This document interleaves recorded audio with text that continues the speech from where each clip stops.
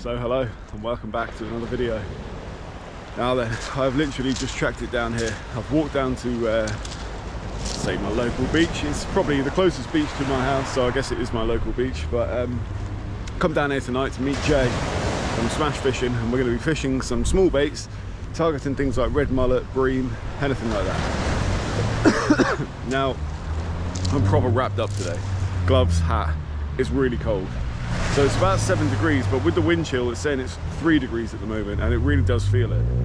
We've got a bitterly northerly wind, but fortunately at this spot, this is why we picked here tonight. We just want to come out, it's nice and early, get some shelter down here and stay out of the wind, have a little bit of fun, flick a few baits out and see what we can catch. Condition wise it's looking nice. The swell's dropped off over the last few days, so there's hardly any swell. There's not much weed in the water, which is great.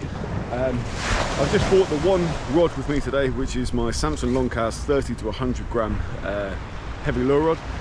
Going to be fishing very small hooks on 2 hook flappers. Jay actually went and dug some lugworm this afternoon, which is really helpful. He braved the brutal wind and rain to go down to the beach and dig some lugworm, so fair play to him. I've got a little bit of squid with me as well, but mainly, I mean, if we could catch a red mullet between us tonight, in my opinion, that'll be worth coming down for. But if we can get a few bream as well, hopefully keeper size, eating size, that would also be great. But the last time I was here, I was getting plagued by those little tiny micro red bream. I'm guessing the same's going to happen tonight, but we're not going to know until we start fishing. So anyway, I'm going to get set up, let's get to it and see what we can find. So while I'm waiting for Jay, I'm just going to chuck 2 little squid baits out. I've got some squid tentacles here, if I don't hook myself. This rig's actually been left on my rod since the last time I went out, but the hooks feel sharp enough, so we're going to stick with it. I'll do some more pre-made in my bag. I'm not too sure how long Jay's going to be. I really don't think he'll be long, probably 10 minutes or so. But while I'm waiting, no harm in chucking a little squid bait out and see if there's a bream out there already. So I've got a size 2 Aberdeen on the bottom there, and this is the size 4 Cox and Roll specimen hook.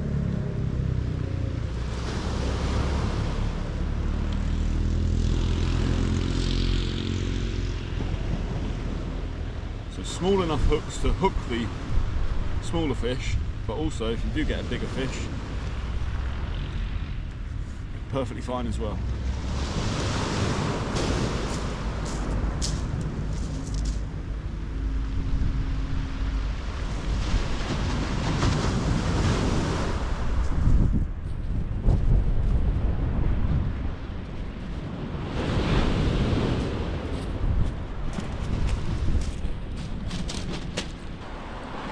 And there we go, we're fishing. Let's see what tonight brings. Now I'll show you this while it's still daylight. As I said earlier, I'm using my Samson Longcast 30 to 100 gram lure rod. This is 12 foot long, and I've been using it for fishing like this basically, light ledgering off beaches, targeting bream, red mullet, things like that, and it's absolutely brilliant. Now on there, the reel is a little bit too big, but this is the only one I've got at the moment. This is a size 6000 Penn live liner. So I've got the drag set here, baits out obviously. I'll flick that over, and if a big fish takes, which I'm not thinking it's going to happen tonight, but if it ever does happen, it means it can take some line, and then as you reel into it and lift into the fish, this clips back over, it engages again, and you can lift into it and fight the fish. So sun's going to be setting very soon. Darkness is upon us. Hopefully the fish are going to show up. So I've taken a seat, just making the most of that last little bit of daylight. It actually looks lighter on camera than it is in real life. Now I did say before the swell had dropped off, but when the sets come in, they're actually fairly big waves, and there must be a ground swell because it's drifting my rig to the right. And I just need to be careful because down here somewhere there's a water outlet pipe, so I don't want my rig to get wrapped around that, or if you hook a fish obviously for it to swim behind it and get snagged up. Usually it's okay, but yeah, it can be quite productive to fish right into the rocks there as well. You do risk snagging up every now and then, but I generally find that's where the fish tend to be. So high tide's in about an hour and 10 minutes. This is where my rod stand is, and my little chair, which no doubt Jay's going to laugh about when he comes down here. But yeah, high tide's in an hour and 10 minutes, and this will be the tide line here. Where this weed is will be from the last tide line. The tides are roughly the same at the moment. There's not much in them. They're fairly good tides, they're like 8-metre highs. So I always like fishing the 8 metres. And you can see further up the beach here, this is the tide line from the previous springs we had about a week, 8, 9, 10 days ago.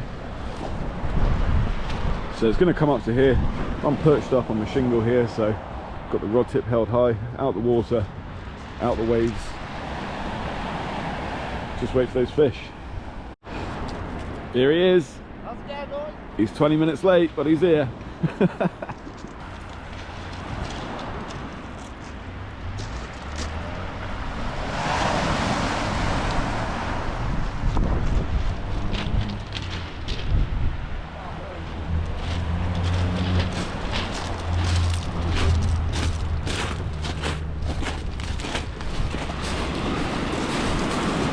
It's not a bad black bream, that. Black bream. It's not a bad fish at all.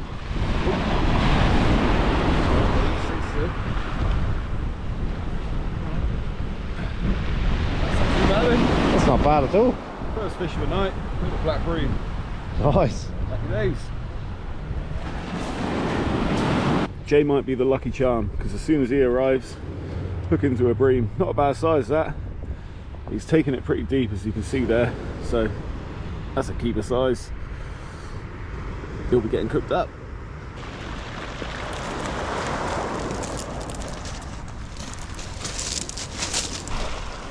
Oh god. Record breaker. The elusive red bream.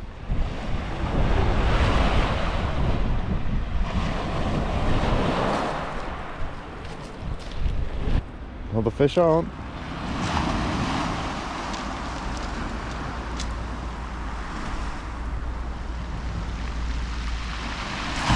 I've just got to bite them as well.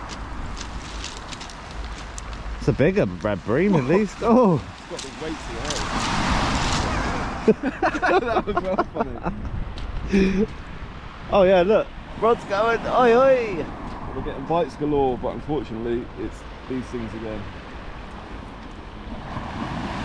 Little red bream. Very pretty little fish. Just need to be about 10 times bigger. Is it on? Good weight there. Yeah. Another bream probably. We're getting plagued by the reds. I haven't had no rattles though.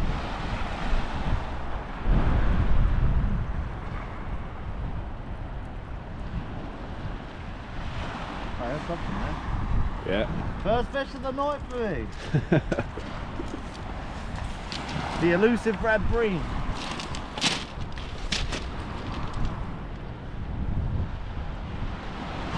And a size 1 hook as well. Yeah. Surprisingly. Size 1.0 those. Yeah, or 1.0, sorry, yeah. Yeah. Bigger hook. Lovely like pink colour, eh? Yeah. Love that colour, it's lovely. Right. Something there.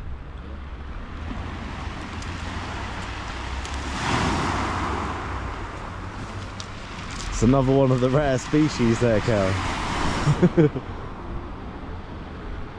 It's like there's no other fish in the sea apart from these. Yeah. That's right. I hear giggling. Is that a red mullet? No. Oh, I thought that was a red mullet then. Oh, it's a blood mullet. These things are a nightmare, eh? They are, yeah. They're constant. One after the other. There's nothing you can do about it, eh? It's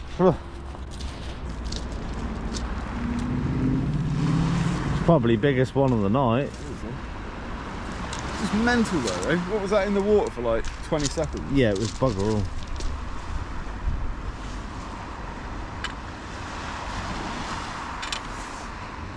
It's got to be a red mullet mixed in with that lot somewhere, eh? There we go. A little Nice black bream. bream. Showed up for Jay. Yeah. Makes a change from a red, doesn't it? It does. We've had a lot of them, mate. But that's pretty fish. Yeah, it's alright, that. Nice and fat. Nice. I'll have a go.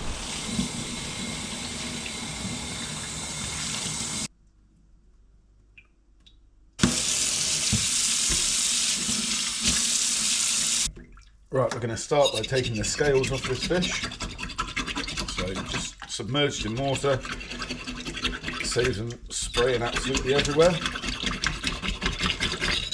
Go right to the top of the head there and behind the fins. Now we'll just give it a little rinse.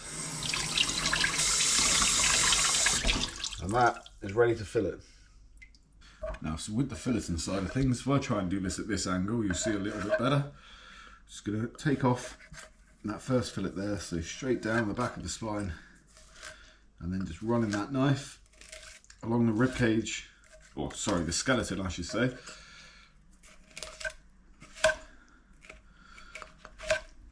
And then just around the rib cage like that. It can be a little finicky sometimes, but I'm definitely no expert. And then we go around the top of the head, under that fin, and there we have one of our fillets whipped off and ready to go. So quite simply for the other side, I'm going to do exactly the same thing. This time running the back of the knife down the fish, and then lift it up slightly, or lift it open, sorry. And again, the exact same thing, just against the skeleton of the fish like that. Now obviously the bigger the bream, the easier it is to fillet. The smaller ones can be a bit of a pain sometimes. There we go, there's that other fillet off. Now we'll clean these up in a second and get rid of this.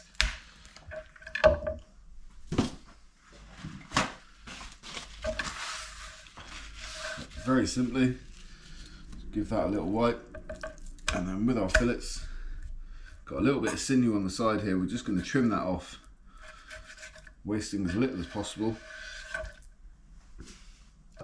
We've got very fine pin bones that go all the way down the centre here. So we're going to start from the top just by feeling them with your hand, and then you can get hold of them with these and lift them out. So usually they'll come out pretty easily. Sometimes they're a bit of a pain.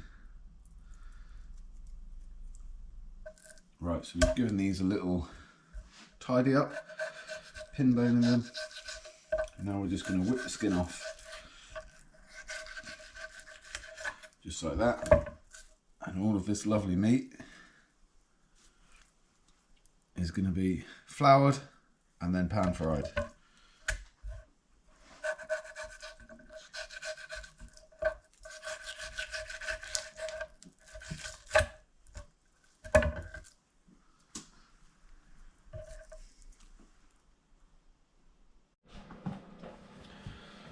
So after our pretty unsuccessful and very cold fishing session the other night, at least I've got a little bit of a meal out of it. So I'm about to prepare the bream.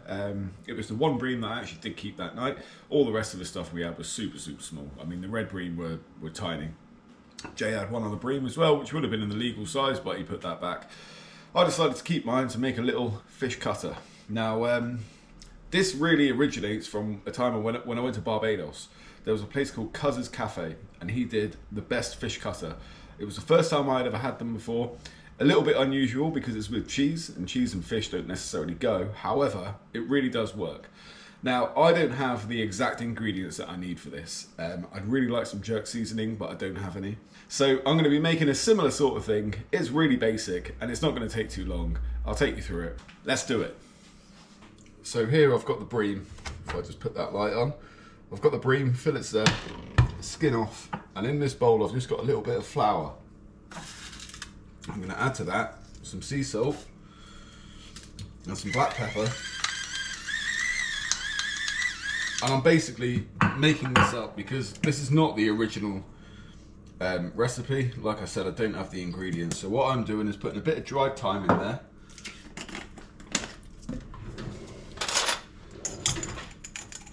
I'm going to put about half a teaspoon of garlic granules. And then I'm going to put a little bit of dried oregano, a few chili flakes because I don't want this to be too hot. The the pepper sauce is really, really hot. And then finally, just a little bit, half a teaspoon again, of Chinese 5 spice. So completely not Bayesian, but it's going to be tasty nonetheless. So we're just going to give that a mix up.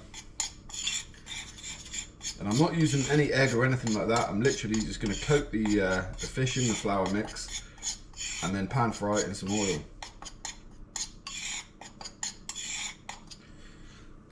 So there we go. That's ready to go. Let's get a pan on.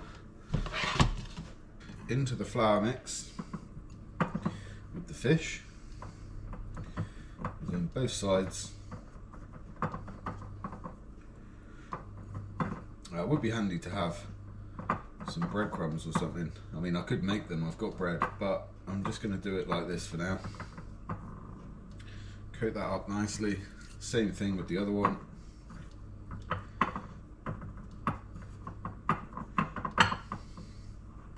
Now, to be completely honest, I'm literally winging this. This is not going to do any justice or any favours for Cuz's Fish Cotter in Barbados, because they really are. They're really simple, but they are super, super nice. We'll turn the heat up on that pan a little bit, get some olive oil in there. And quite a bit of oil, because with the flour, the coating on that fish, the flour is going to absorb a lot of the oil. So we're going to heat that to like a medium heat. I don't want it too hot. Right, let's go in.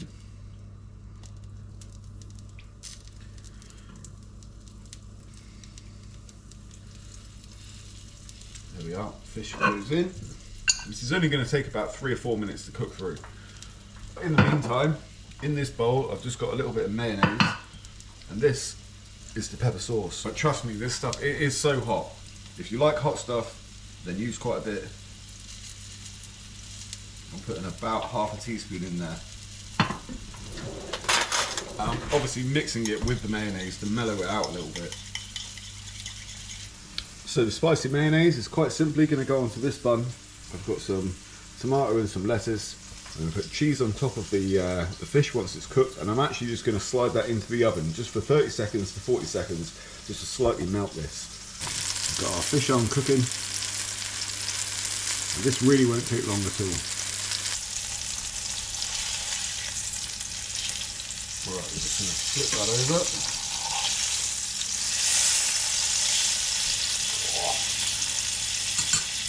Not the crust we're looking for, but I'm sure it's going to be lovely.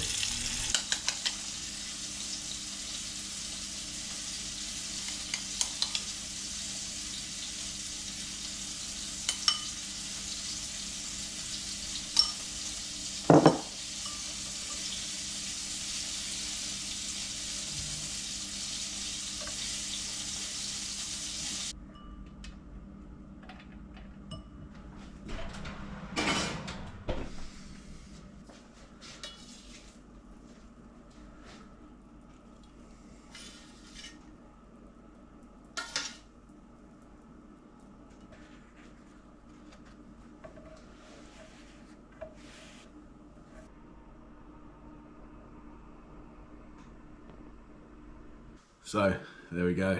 Now, I sincerely hope, if there is anyone from Barbados watching this, my sincere apologies, because this is not a fish cutter.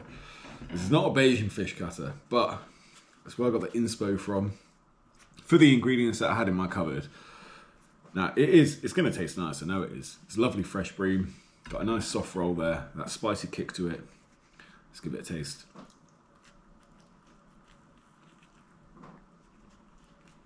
Oh. It's very, very hot. Oh my God, though. That is good. Really good.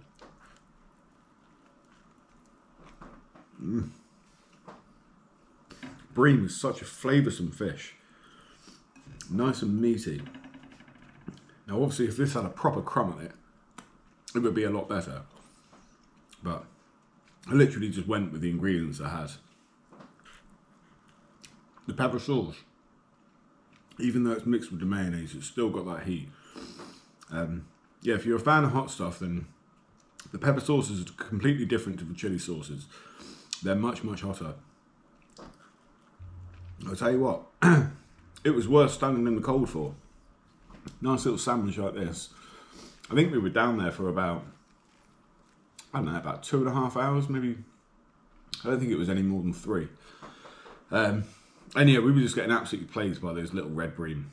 I mean, really I should have gone to a different spot. I suggested going to a different spot, but because it's close to home, a little bit of fun for an hour or two. And what we were hoping for is that a red mullet would turn up, but apart from the 2 black bream we had, we just got absolutely hammered by this little red bream. For something so simple, I'll tell you what, it's a winner. Well, that was actually really, really tasty. Not the exact thing I was going for, and apologies again to Cuz if you're watching, but yeah, super tasty nonetheless. Now I know this video's not got too much in it, but I just thought I'd put a quick one together. Thanks very much for coming along with me this time. I hope you've enjoyed it. If you have, please hit the like button, and I'll see you on the next one.